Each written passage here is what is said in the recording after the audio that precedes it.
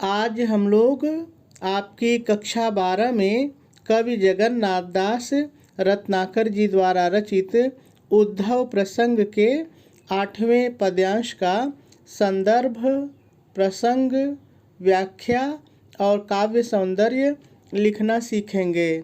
लेकिन सबसे पहले हम लोग हमेशा की तरह एक बार इस पद्यांश को पढ़ेंगे और इसमें जितने भी शब्द आए हुए हैं पहले इन सभी शब्दों पर एक नज़र डालेंगे और यदि इनमें से किसी का भी अर्थ कठिन होगा तो पहले हम लोग उसका सरल अर्थ देखेंगे, फिर उसके बाद हम लोग इस पद्यांश की व्याख्या को सीखेंगे। तो चलिए सबसे पहले हम लोग इस पद्यांश में आए हुए सभी शब्दों का सरल अर्थ देख लेते हैं। धाई, धाई मतलब दौड़ने लगी। धाई मतलब दौड़ने लगी। गोपियों के लिए आया है कि गोपियां दौड़ने लगी। जित तित, जित तित माने इधर उधर। जित तित माने इधर उधर।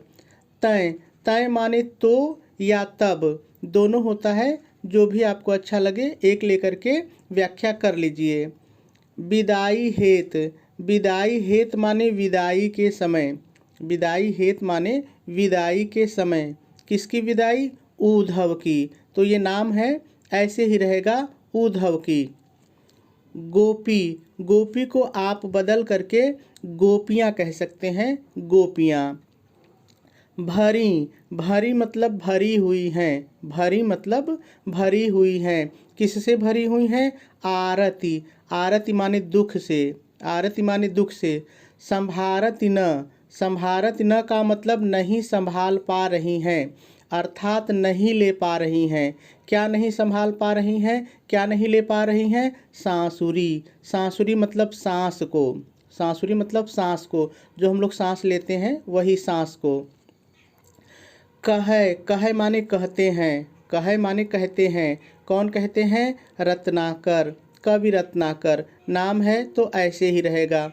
मयूर पक्ष, मयूर पक्ष माने मोर का पंख। मयूर पक्ष माने मोर का पंख। कोऊ, कोऊ माने कोई। कोऊ माने कोई। गोपियों के लिए आया है कि कोई गोपी। लिए मतलब लिए हुए या लिए हुए है, जैसा भी वाक्य में होगा। कोऊ, कोई, पहले भी आ चुका है कोई। गुंज अंजलि, देखिए गुंज अंजलि मतलब गुंजा की माला। देखिए गुंजा को हम लोग घुघची के नाम से भी जानते हैं, रत्ती के नाम से भी जानते हैं, लेकिन सबसे अच्छा यही रहेगा गुंजा की माला। ठीक है। उमा है, उमा है मतलब उमड़ाती हुई। उमड़ाती हुई, उमड़ाती का मतलब है कि आँख में अपने आंसू को लिए हुए, उसके आँखों में जो गोपियाँ हैं आंसू उमड़ रहा है, आगे दिखेगा। देखिए प्रेम आसुरी, प्रेम आसुरी मतलब प्रेम के आंसू। प्रेम आसुरी मतलब प्रेम के आंसू। भाव भरी, भाव भरी मतलब प्रेम के भाव से भरी। प्रेम के भाव से भरी। कोऊ, कोई। कोऊ, कोई। लिए, लिए हुए। रुचिर, रुचिर मतलब स्वादिष्ट। रुचिर माने स्वादिष्ट। सजाव, सजाव का मतलब मलाई। सजाव मतलब मलाई। आप मलाई से युक्त कह सकते हैं, कोई दिक्कत नहीं है। दही, आप समझ ही रहे हैं, दही खाते हैं, दूध से बनती है तो वही दही है। कोऊ, कोई। मही, मही मतलब मट्ठा, जिसको आप माठा कहते हैं, छाछ कहते हैं, तो मट्ठा। मंजू, मंजू माने सुंदर। मंजू माने सुंदर। दाबी, दाबी मतलब दाब कर। दाबी मतलब दाब कर। दलकती, दलकती मतलब होता है फटती हुई। फटती हुई, इसका मतलब ये है, जैसे आप कहते हैं ना कि मेरा सिर फटा जा रहा है, मेरे हाथ पैर दर्द से फटे जा रहे हैं, तो वही दलकत फटती हुई। क्या? पांसुरी। पांसुरी का मतलब होता है पसली, जो हमारे सीने में पसलियाँ होती हैं वही पसली। ठीक है। पीतपट, पीतपट मतलब पीला वस्त्र, अर्थात पीताम्बर। पीताम्बर। नंद, नंद बाबा। नंद बाबा, ठीक है, जिन्होंने कृष्ण का पालन पोषण किया था। जसुमती, जसुमती माने यशोदा मैया। जसुमती माने यशोदा मैया। नवनीत नयो, नवनीत नयो मतलब ताज़ा मक्खन। ताज़ा मक्खन। कीरति कुमारी, कीरति कुमारी माने राधा, जो राधिका हैं, राधा हैं, उनके लिए आया है कीरति कुमारी। सुरबारी, सुरबारी मतलब सुरीली, सुरबारी माने सुरीली। दई मतलब दी, दई माने दी, क्या दी? बांसुरी। तो सरल है, ऐसे ही रहेगा। तो सभी शब्दों का सरल अर्थ हम लोगों ने देख लिया।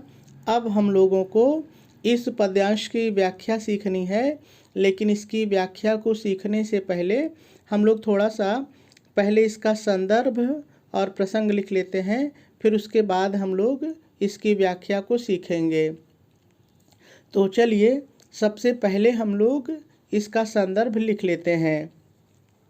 आप संदर्भ हेडिंग डालेंगे, डैश डालेंगे और डैश डाल कर के लिखेंगे, प्रस्तुत पद्यांश हमारी पाठ्य पुस्तक हिंदी के काव्य खंड में संकलित उद्धव प्रसंग शीर्षक से उद्धृत है। इसके रचयिता श्री जगन्नाथ दास रत्नाकर जी हैं। पूर्ण विराम लगा देंगे और आपका संदर्भ पूरा हो जाएगा। चलिए अब हम लोग इसका प्रसंग लिख लेते हैं। आप प्रसंग हेडिंग डालेंगे, डैश डालेंगे और डैश डाल करके लिखेंगे, प्रस्तुत पद्यांश में कवि ने गोकुल से मथुरा लौटने के समय नंद बाबा, मैया यशोदा, राधा और गोपियों द्वारा कृष्ण के लिए दिए जाने वाले उपहारों और उनकी व्याकुलता का बहुत ही सुंदर वर्णन किया है। पूर्ण विराम लगा देंगे और आपका प्रसंग भी पूरा हो जाएगा। चलिए अब हम लोगों को इस पद्यांश की व्याख्या सीखनी है, लेकिन इस पद्यांश की व्याख्या को सीखने से पहले थोड़ा सा हम लोग ये जान लेते हैं कि आखिर इस पद्यांश में है क्या। तो व्याख्या समझना हम लोगों के लिए बहुत ही आसान हो जाएगा। तो देखिए इस पद्यांश में है क्या कि जो उद्धव हैं वो मथुरा से श्री कृष्ण का संदेश लेकर के गोकुल में गोपियों के पास आते हैं। वो गोपियों से श्री कृष्ण का संदेश कहते हैं, बताते हैं और कुछ दिनों के लिए जो उद्धव हैं कुछ दिनों के लिए वो गोकुल में ही रुक जाते हैं। लेकिन आज जब उद्धव फिर से मथुरा जाने के लिए तैयार हैं और आज उद्धव की विदाई का समय आया है, तो गोपियाँ उन्हें विदाई देने के लिए, देखिए उन्हें विदाई देने के लिए का मतलब है कि जो गोपियाँ हैं वो उद्धव के माध्यम से अपने प्रियतम श्री कृष्ण को जो भी चीज़ें श्री कृष्ण को पसंद हैं उनके प्रति अपने प्रेम को प्रदर्शित करने के लिए जो गोपियाँ हैं वो उन्हें विदाई देने के लिए बहुत ही व्याकुल हो जाती हैं और इधर उधर दौड़ने लगती हैं। गोपियाँ आज दुख से इतनी भरी हुई हैं कि उनकी सांसें भी नहीं संभल पा रही हैं, यानी वो सांसें भी नहीं ले पा रही हैं। ऐसे में कोई गोपी उनके लिए मोर का पंख लेकर के आई है, तो कोई गोपी अपनी आँखों में प्रेम के आंसुओं को उमड़ाती हुई उनके लिए गुंजा की माला लेकर के आई है, तो कोई गोपी प्रेम के भाव से भरी हुई उनके लिए स्वादिष्ट मलाईदार दही लेकर के आई है, तो कोई गोपी जो है अपनी फटती हुई दर्द करती हुई अपनी पसलियों को दबा करके सुंदर मट्ठा लेकर के आई है, मही लेकर के आई है। यहाँ तक कि जो नंद बाबा हैं वो अपने कृष्ण के लिए पीला वस्त्र यानी पीताम्बर लेकर के आए हैं, और जो मैया यशोदा हैं वो अपने श्री कृष्ण के लिए ताज़ा ताज़ा मक्खन लेकर के आई हैं, और जो कृष्ण की प्रियतमा जो उनकी प्रेयसी राधा जी हैं वो अपने श्री कृष्ण को सुरीली बांसुरी ला करके देती हैं। तो यही सारी बातें इस पद्यांश में कही गई हैं, लेकिन कैसे कही गई हैं, चलिए हम लोग एक एक लाइन के माध्यम से सारी बातों को सीखते हैं। तो कवि रत्नाकर जी कहते हैं, धाई जित तित तय विदाई हेत उद्धव की गोपी भरी आरती संभारती न सांसुरी। प्रस्तुत पद्यांश में कवि रत्नाकर जी कहते हैं कि जब, अब आ जाइए पद्यांश पर, जब उद्धव की विदाई का समय आया। विदाई हेतु विदाई का समय आया तो गोपियाँ व्याकुल हो गईं और उन्हें विदाई देने के लिए इधर उधर जित तित इधर उधर दौड़ने लगीं, धाईं दौड़ने लगीं। गोपियाँ दुख से आरती दुख से इतनी भरी हुई थीं कि वे सांसें भी नहीं ले पा रही थी। संभारित माने संभालना या लेना, और कि वे सांसें भी नहीं संभाल पा रही थीं, अर्थात वे सांसें भी नहीं ले पा रही थीं। और पूर्ण विराम लगा देंगे। चलिए एक बार फिर से दोनों लाइन की व्याख्या को देखते हैं। तो देखिए, मैंने कहा कि सबसे पहले आप व्याख्या हेडिंग डालेंगे, डैश डालेंगे, और डैश डाल करके पहले थोड़ा सा आपको अपनी तरफ से जोड़ के लिखना है। क्या लिखना है, ध्यान से सुनिए। प्रस्तुत पद्यांश में कवि रत्नाकर जी कहते हैं कि जब, अब आ जाइए पद्यांश पर, जब उद्धव की विदाई का समय आया तो गोपियाँ अत्यंत व्याकुल हो गईं और उन्हें विदाई देने के लिए इधर उधर दौड़ने लगीं। गोपियाँ दुख से इतनी भरी हुई थीं कि उनकी सांसें भी नहीं संभल पा रही थीं, अर्थात वे सांसें भी नहीं ले पा रही थीं। और पूर्ण विराम लगा देंगे। चलिए आगे देखते हैं। कहे रत्नाकर मयूर पक्ष कोउ लिए, कोउ गुंज अंजलि उमा है प्रेम आसुरी। कवि का नाम आ गया है, तो चलिए यहीं से शुरू करते हैं तो हो जाएगा। आगे कवि रत्नाकर जी कहते हैं। कहे रत्नाकर, आगे कवि रत्नाकर जी कहते हैं। देखिए, अब यहाँ भाव के अनुसार फिर से आपको थोड़ा सा जोड़ना है। क्या जोड़ना है, ध्यान से सुनिए। आगे कवि रत्नाकर जी कहते हैं कि गोपियाँ कृष्ण को उपहार के रूप में कुछ न कुछ देना चाहती हैं जो उनके प्रियतम श्री कृष्ण को प्रिय है, इसलिए इतना आपको जोड़ना है। फिर से सुनिए। कवि रत्नाकर जी कहते हैं कि गोपियाँ कृष्ण को उपहार के रूप में कुछ न कुछ देना चाहती हैं जो उनके प्रियतम श्री कृष्ण को प्रिय है, इसलिए। अब आ जाए लाइन पर। इसलिए कोई मोर का पंख, मयूर पक्ष मोर का पंख लेकर आई है या लिए हुए आई है, लेकर आई है।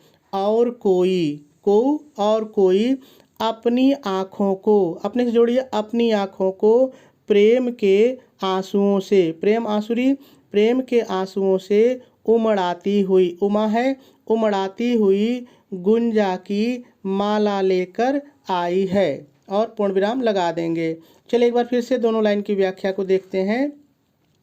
तो हम लोग कहेंगे, आगे कवि रत्नाकर जी कहते हैं कि गोपियाँ कृष्ण को उपहार के रूप में कुछ न कुछ देना चाहती हैं जो उनके प्रियतम श्री कृष्ण को प्रिय है, इसलिए कोई, आ जाए लाइन पर, कोई मोर का पंख लेकर आई है।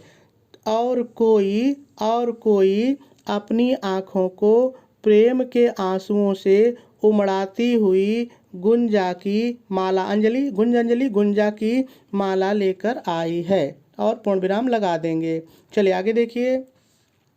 भाव भरी कोउ लिए रुचिर सजाव दही, कोउ मही मंजू दाबी दलकत पांसुरी। बहुत ही सरल लाइन है। आगे कवि कहते हैं कि कोई गोपी प्रेम के भाव से भरी हुई, भाव भरी, प्रेम के भाव से भरी हुई उनके लिए स्वादिष्ट, रुचिर स्वादिष्ट मलाईदार दही, सजाओ दही, मलाईदार दही लेकर आई है। और कोई अपनी फटती हुई, दलकती, फटती हुई, जिसको दर्द देना कहते हैं, और कोई अपनी फटती हुई पसलियों को दबाकर, दाब दबाकर, सुंदर, मंजू सुंदर मट्ठा लेकर आई है, मही मट्ठा लेकर आई है, और पूर्ण विराम लगा देंगे। चलिए एक बार फिर से देखिए, ध्यान से सुनिए, देखिए। कोई प्रेम के भाव से भरी हुई स्वादिष्ट मलाईदार दही लेकर आई है, और कोई अपनी फटती हुई पसलियों को दबाकर सुंदर मट्ठा लेकर आई है, और पूर्ण विराम लगा देंगे। चलिए आगे देखिए। पीतपट नंद जसुमती नवनीत नयौ कीरति कुमारी सुरबारी दई बांसुरी। आगे कवि रत्नाकर जी कहते हैं कि नंद बाबा अपने कृष्ण के लिए पीला वस्त्र अर्थात पीताम्बर लेकर के आए हैं। कामा लगा के आगे लिखेंगे या और लगा दीजिए, और यशोदा मैया, जसुमती और यशोदा मैया उनके लिए ताज़ा मक्खन, नवनीत नयो ताज़ा मक्खन लेकर के आई हैं। और राधा जी ने, आरती कीरति कुमारी, और राधा जी ने उन्हें सुरीली बांसुरी लाकर दई दी, सुरबारी सुरीली बांसुरी, ठीक है। तो राधा जी ने उन्हें सुरीली बांसुरी लाकर दी। चलिए एक बार फिर से देखिए, अगर कहीं गड़बड़ नहीं समझ में आया तो मैंने कहा कि नंद बाबा ने अपने कृष्ण के लिए पीला वस्त्र अर्थात पीताम्बर लेकर के आए, और यशोदा मैया उन्हें ताज़ा मक्खन लेकर के आई, और राधा जी ने उन्हें सुरीली बांसुरी दी, सुरीली बांसुरी दी, और आपकी व्याख्या पूरी हो जाएगी। चलिए अब हम लोग इसका काव्य सौंदर्य जरा सा देख लेते हैं। यदि हम लोग इस पद्यांश में रस की बात करें तो इसमें वियोग श्रृंगार रस है। छंद ये मनहरण सवया छंद है। यदि अलंकार की बात की जाए तो इसमें मुख्य रूप से अनुप्रास अलंकार है। कहाँ पर है चलिए थोड़ा सा देखते हैं ताकि भूले नहीं। प्रत्येक लाइन को हम लोग देखेंगे तो देखिए, जीत तीत, यहाँ पे त अंत में है, यहाँ पर त है, तो यहाँ पे अंत्यानुप्रास है, लेकिन हम लोग अनुप्रास लिख सकते हैं, कोई दिक्कत नहीं है, ठीक है। गोपी भरी आरती संभारती, देखिए यहाँ पर भी त और यहाँ पर भी अंत में त है, ठीक है, यहाँ पर भी है। कहे रत्नाकर मयूर पक्ष कोई लिए, को गुंज अंजलि उमा है प्रेम आसुरी, भाव भरी, यहाँ पर भ और भ है, देखिए भाव भरी। को लिए रुचिर सजाव दही, को मही मंजू, देखिए म और म, कई जगह में यहाँ पे द और दलकती है ना, तो यहाँ पे प और प, न और न, इस तरह से क और क, कई जगह हम लोगों को अनुप्रास अलंकार भरा हुआ इसमें मिल जाता है। चलिए आगे देखते हैं। यदि हम लोग इस पद्यांश के भाषा की बात करें तो इसकी जो भाषा है वो ब्रज है, शैली इसकी मुक्तक है, और गुण इसमें माधुर्य है, और यदि शब्द शक्ति देखी जाए तो शब्द शक्ति इसमें लक्षणा है।